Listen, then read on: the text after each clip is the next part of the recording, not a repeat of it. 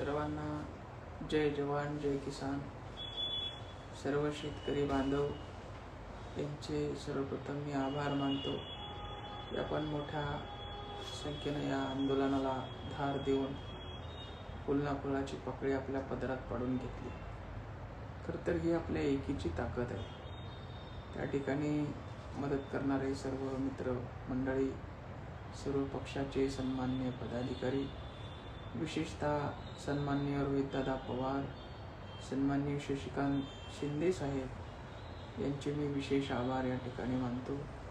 व तसेच सन्माननीय राजू शेट्टी साहेब, सन्माननीय संभाजीराजे भोसले, सन्माननीय बच्चू कडू साहेब यांचे देखील या ठिकाणी मी विशेष आभार मानतो।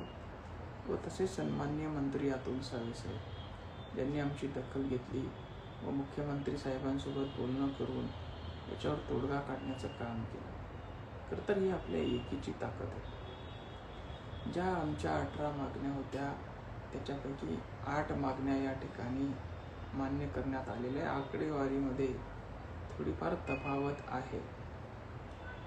तर ते भेटीसाठी शिष्टमंडळाचा काहीतरी निर्णय ठरला होता, त्याच्यावर अजून विचार सुरू आहे।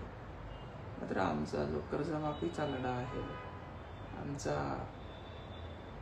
अजून शेतकऱ्यांच्या मागण्या संबंधित जो लढा आहे तो असा सुरू राहणार आहे आणि त्यासाठी शेतकऱ्यांनी असंच एकत्र राहणं गरजेचं आहे। विशेष आभार मी सन्माननीय मनोजदादा जरांगे पाटील यांचे देखील मानतो की त्यांनी सरकारला दम भरला, त्यामुळे सरकार या ठिकाणी आमच्या मदतीस जीवातास धोका होऊ नये म्हणून पळून आले। इथून पुढे ही लढाई रस्त्यावरची लढाई असणार आहे।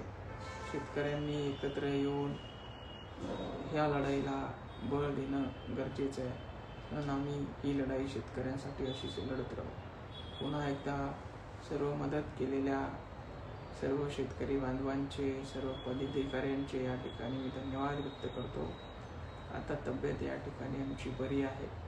डॉक्टर साहेबांनी थोडी लिव्हरवर सूज सांगितलेली आहे, त्याच्यावर उपचार सुरू आहे। सुरळीत झाल्यानंतर पुन्हा आपल्या भेटीसाठी येऊ।